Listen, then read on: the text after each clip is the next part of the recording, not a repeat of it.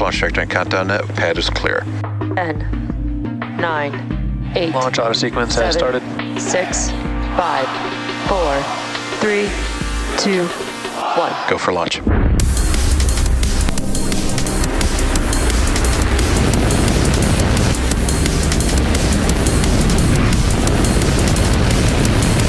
Vehicle is supersonic. Stage separation confirmed. Dragon, separation confirmed.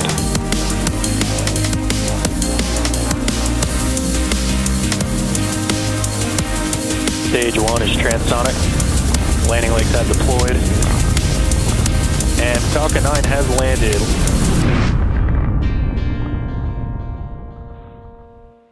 You are looking at a live view of Falcon 9 awaiting liftoff at 12:22 p.m. Eastern Time from Launch Complex 39A at Kennedy Space Center in Florida. Thanks for tuning in for the Koreasat 6A mission. My name is Soumya Srivastava, and I'm a structures engineer here at SpaceX.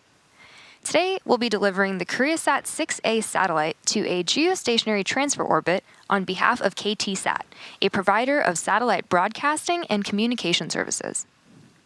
Koreasat 6A will replace the current Koreasat 6 satellite and will deliver both fixed satellite service and broadcasting satellite service to South Korea.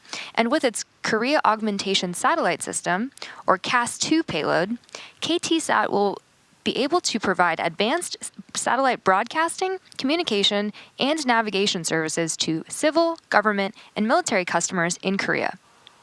SpaceX previously launched the Koreasat 5A for KTSat back in 2017.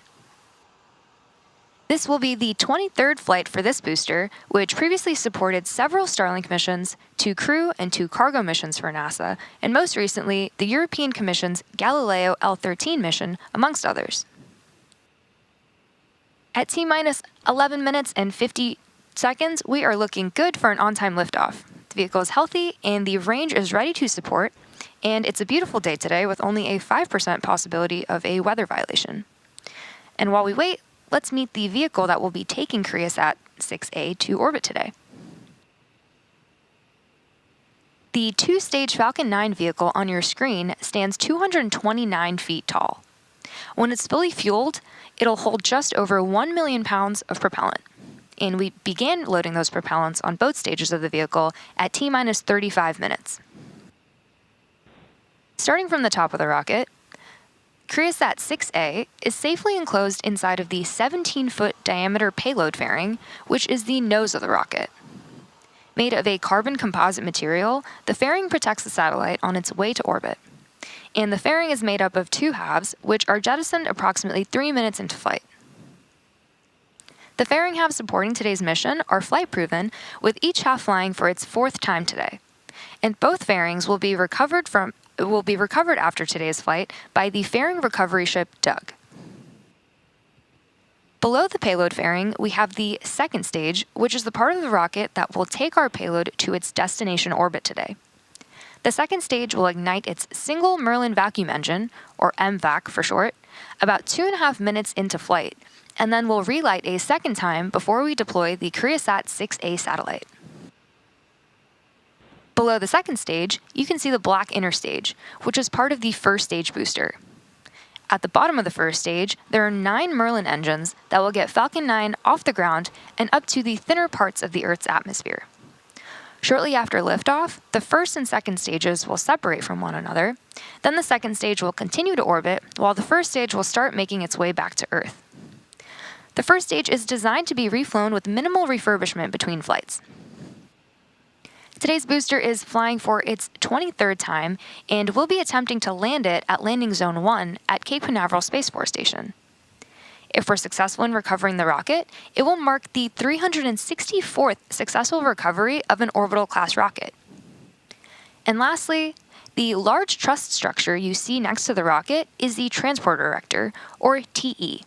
And we use it to both roll the rocket out to the pad and to raise it to its vertical launch position. In callouts over the nets, you may hear the TE referred to as a strong back from the launch team. The TE also routes the vehicle's fluids, power, and telemetry umbilicals from the ground systems to the rocket and satellite up until the moment Falcon 9 transitions to internal power. Okay, Now that you're a bit more familiar with the vehicle and ground systems, let's take a moment to hear from our customer for today's mission, KTSat.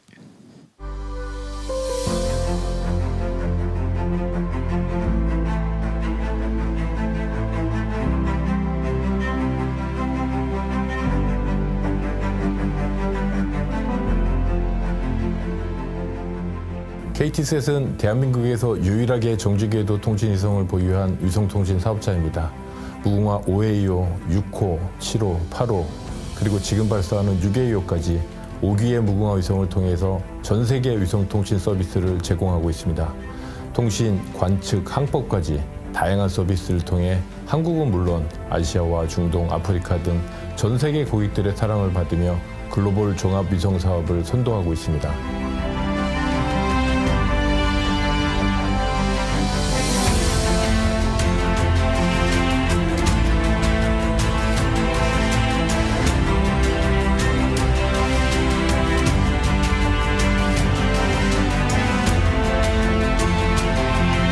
어느 때보다 변화가 많은 지금을 뉴스페이스 시대라고 합니다. KTSat은 글로벌 우주산업을 선도하는 기업으로서 위성산업 분야의 빠른 변화에 대비하여 움직이고 있습니다. 비정지궤도 NGSO 사업자의 전략적 파트너십을 통해 기존 정지궤도와 비정지궤도 위성을 융합한 멀티오빗 위성 전략을 추진하고 있습니다. 여기에 더해 자체 고용량 위성 HTS 또한 추진하고 있습니다. 한국의 제1통신그룹 KT그룹의 일원으로서 그리고 세계를 선도하는 우주기업으로서 새로운 기술과 서비스를 선도하여 변화와 혁신을 이끌고 가겠습니다. 고객가치 창출을 최우선으로 생각하며 차별화된 고객 만족을 위하여 고품질 위성 서비스를 만들어 가겠습니다.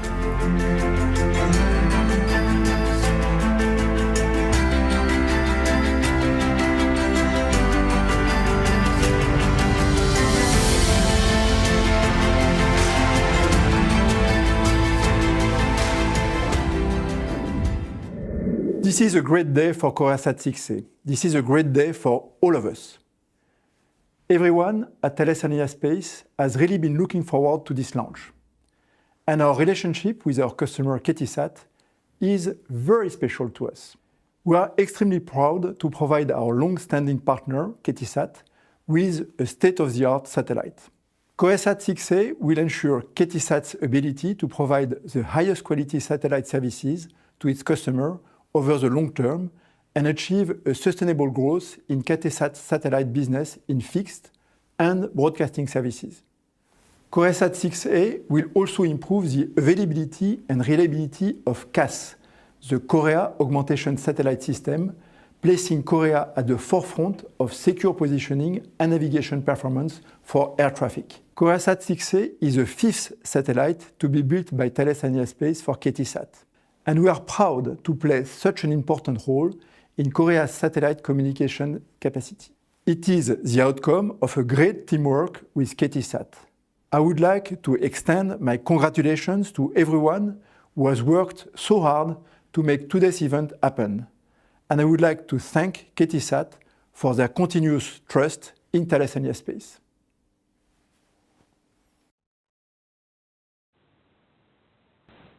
We are now at T-minus 5 minutes and 15 seconds from liftoff of Falcon 9 from Launch Complex 39A at Kennedy Space Center in Florida. At liftoff, the Transport Director, or TE, will retract in order to clear the way for Falcon 9's ascent. And to prepare for that retraction, we'll see the clamps open up. Pressing for strong back retract. We'll see the clamps open around the base of the second stage, and then the TE will pull away from the rocket.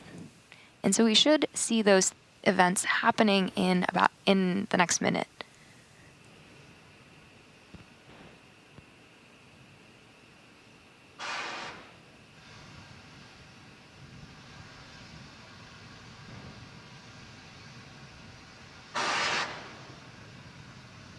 Strong back lower has started.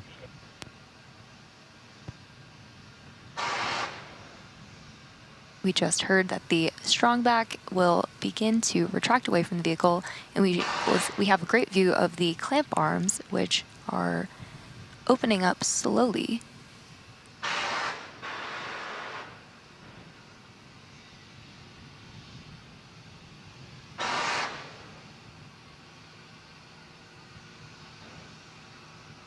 Great view there of the clamp arms opening up.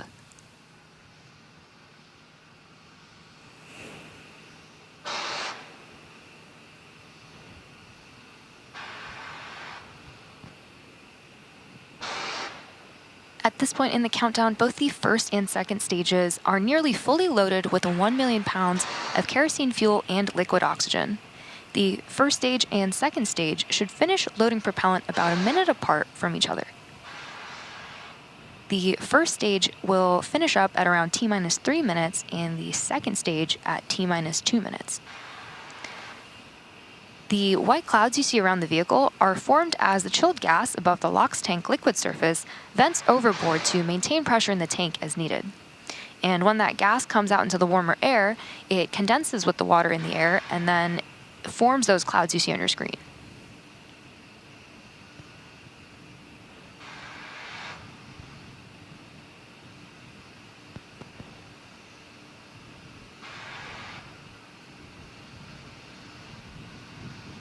We should be hearing the call out for LOX load completion on stage 1.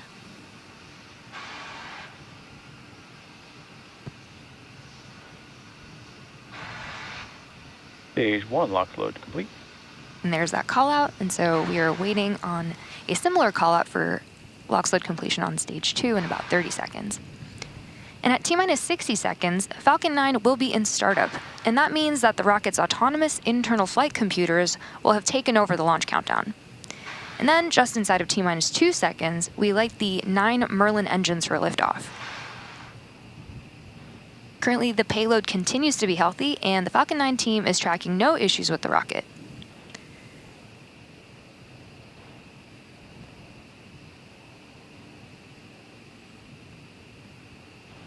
Stage 2 LOX load complete. Awesome call out there, where now the rocket is fully loaded with propellant. So now let's keep listening as we hear the series of callouts that will lead us up to launch.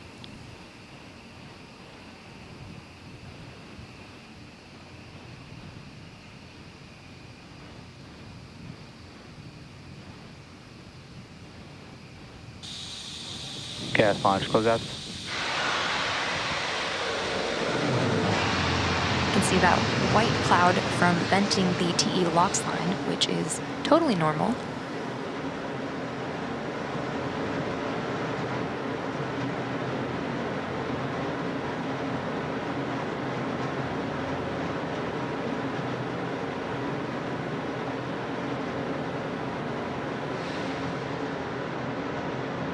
Falcon 9 is in startup. Great call out there, which means that Falcon 9 is now running off of its internal flight computers, and we are waiting for the go, no-go from the launch director. LB, go for launch. And there we have it.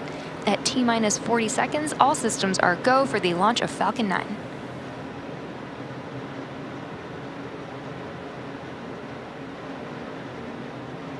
T-minus 30 seconds.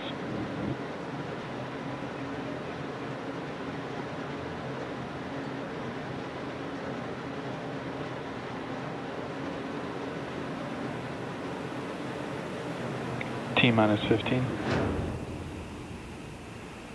T-minus 10, 9, 8, 7, 6, 5, 4, 3, 2, 1. Ignition and launch. Go Falcon, go Koreasat.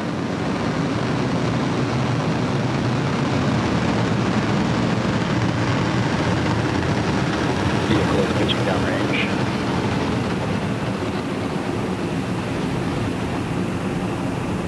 Heavy propulsion is nominal.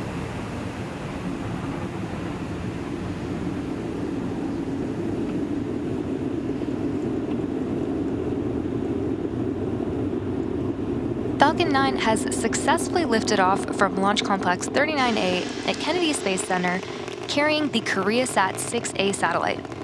During ascent, we tilt or gimbal the engines, and that turns the rocket horizontally. Power and telemetry nominal. A maneuver known as a gravity turn. We're still going up, but now we're also heading horizontally away from the launch pad. Moments ago, we throttled the engines down in preparation for max Q, or maximum aerodynamic Falcon pressure. 9 is supersonic. Great callouts on the nets. And max Q is a critical moment during flight because the combined stresses caused by Falcon 9 that are caused by Falcon 9 accelerating through the atmosphere and the ambient static pressure are at their greatest. Max Q. Great call out for max Q right there. The rocket typically needs to go 17,500 miles per hour horizontally in order to avoid being pulled back down to Earth and get into orbit. Now we have 6 events coming up in quick succession: main engine cutoff, or MECO, stage separation, stage 1 flip, second engine start 1, or SES1, boost back burn start, and fairing separation. During MECO, we'll shut down the 9 Merlin engines, which is followed by stage separation. Once separated from the second stage, the booster will flip its orientation. Following a nominal trajectory. The booster will flip its orientation and begin heading back to Earth with a short boost back burn, while simultaneously the second stage MBAC engine will ignite for the first time, followed quickly by fairing separation. We should see all of those events happening back to back in the next few seconds.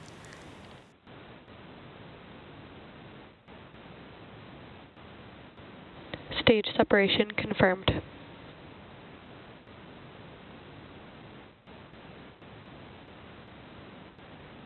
Stage 1 boost back startup. And back ignition.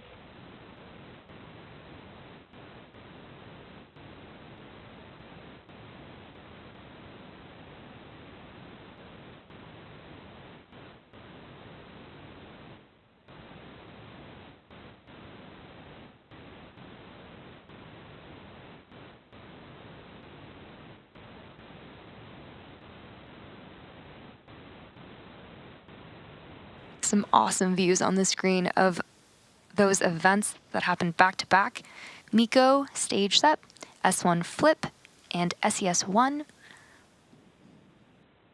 Fairing separation confirmed.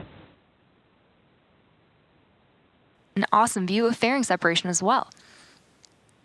We'll be attempting to retrieve these fairing halves again today once they fall back to Earth using our recovery vessel, Doug.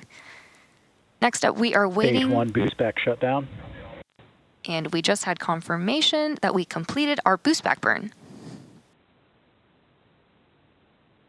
So it's about T plus 3 minutes and 40 seconds into today's mission. And at T plus 6 minutes and 32 seconds, we expect to have some great views of the first stage entry burn. For the entry burn, we relight 3 of the M1D engines on the first Both stage. vehicles continue to follow nominal trajectories. Starting with the center E9 engine, followed shortly after by the E1 and E5 engines, which slows down the vehicle as it passes back into Earth's atmosphere. We need to slow down to reduce re-entry forces, which ultimately helps us recover and reuse the first stage.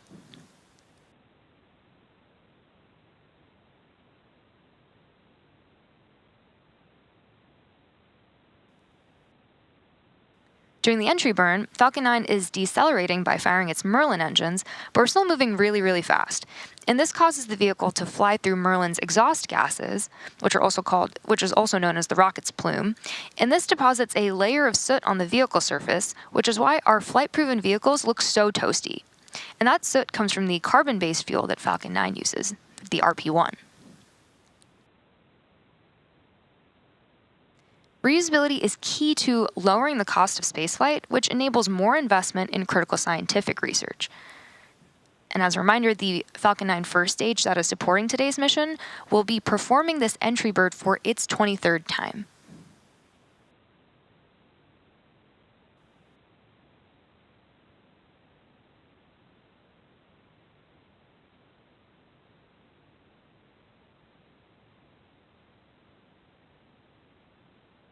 It is a super clear today, and we have some really great views. You can see that both the Stage 1 and Stage 2 vehicles continue to pick up speed.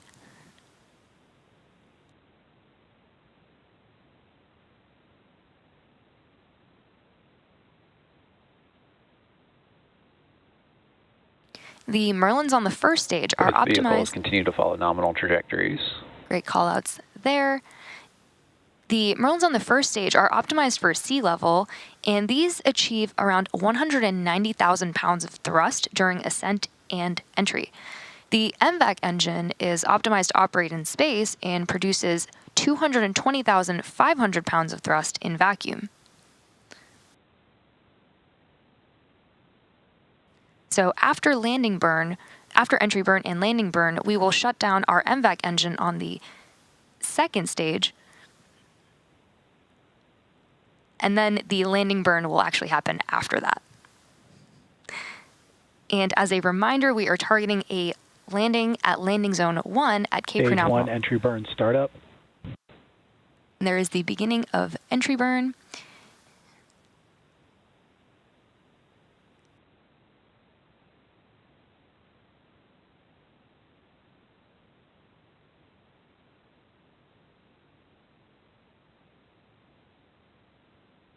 Stage 1 entry burn shutdown.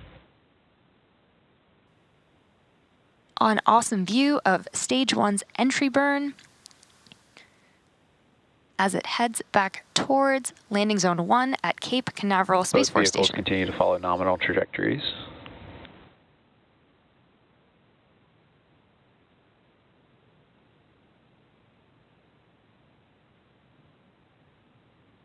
In about 30 seconds, we will begin the landing burn on Stage 1, where the center engine E9 Stage 1 will FTS light. has saved. Stage 2 is in terminal guidance. Stage 1 transonic. All great Stage 1 callouts right there. Stage 2 FTS has saved.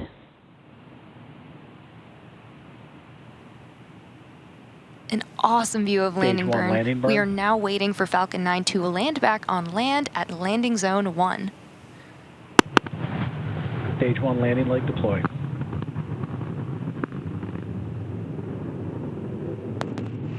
And there you have it. That landing marks SpaceX's 364th recovery of an orbital class rocket, including first stage landings for Falcon 9 and Falcon Heavy. Nominal parking orbit. Stage 1 landing confirmed. We also had SECO 1, and with that, let's return to our mission in progress. The second stage is now embarking on its coast phase, during which we're going to take a short break. And after the coast phase, we will light that MVAC engine for a second time around the T plus 28 minute mark, and that will be followed by payload deploy around the T plus 34 minute mark. So we'll see you back here in about 20 minutes.